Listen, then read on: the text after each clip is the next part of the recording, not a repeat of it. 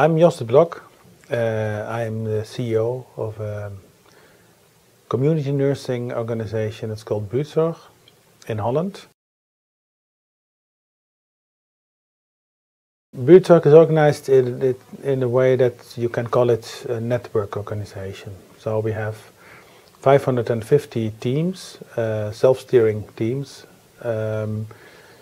existing of 8 till 12 nurses, maximum of 12 nurses, who are responsible for delivering healthcare in a community, a neighborhood of approximately 5 to 10,000 inhabitants.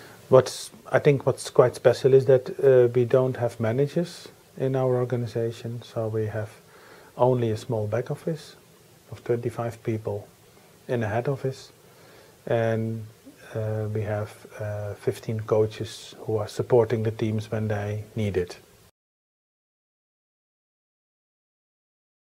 The most important reason was that it was a very product-based and activity-based way of working in home care, and that led to a lot of disturbance for the patients, because they got a lot of different caregivers and nurses coming at their houses.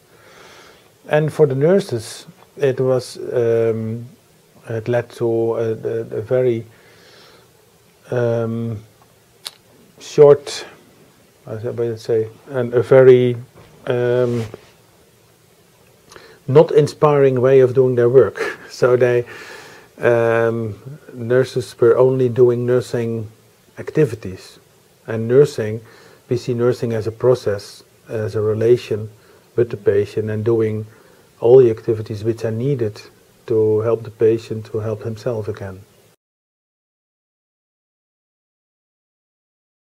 What we thought within Buurtzorg was that we need to change the system, but then you need to know who has a role in changing this system. So at every level in society, up to the Prime Minister, you have to think about what can we do to involve these people in this change. And you have also be aware that these changes take a long time. So if you see it as a transition, it takes 5 to 10 years to make a transition, and then it's just the start. A lot of people, they want to implement something, and for us, implementing is not the right word. If you want to make a transition, you have to see it as an organic process where you have to do a lot of different things to influence people in the system, the policy makers, the people who are paying you. So, and that's what we did, and I think we succeeded quite well.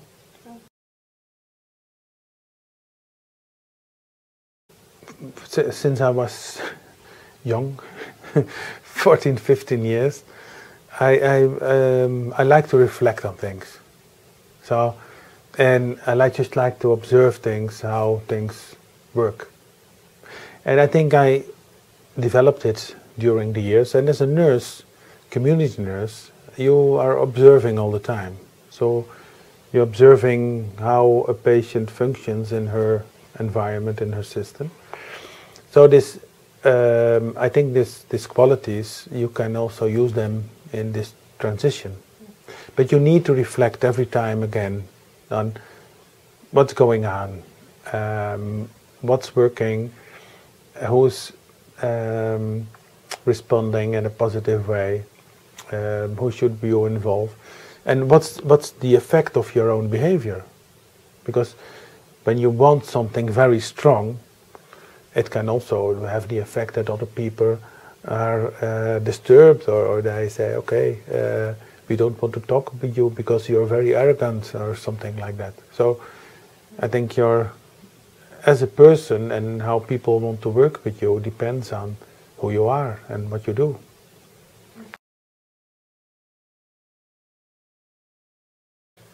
When we started, we thought a lot of things can happen. So, and if you think that things can happen, then, and you have the attitude that we'll see what happens and then we solve the problem, then it's not really a big problem. So it's part, as you see, it's as part of the process.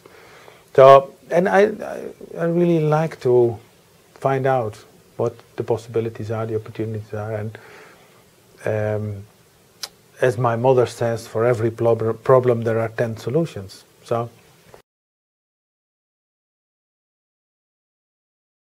I think all the time, certainly the people who are involved, you have to have an open dialogue all the time. So, because you have to know what people are thinking to anticipate on the next steps.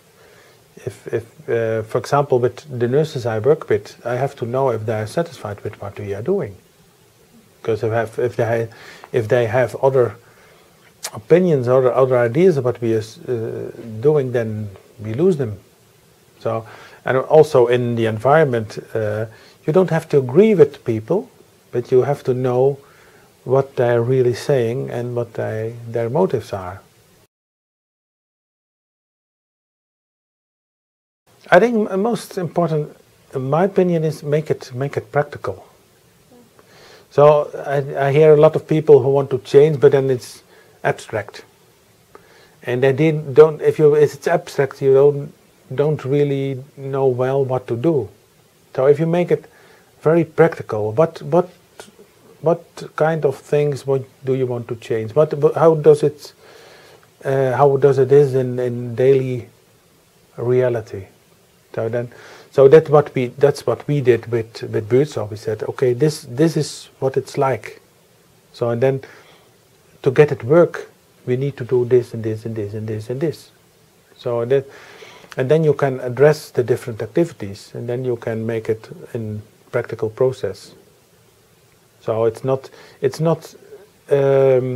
you're not only, you can talk about visions, but visions don't do anything. So if you make this vision and your ambition and your motive for change, you make it very concrete, very practical, then you also can plan what to do, and then you also know who you need to get it done.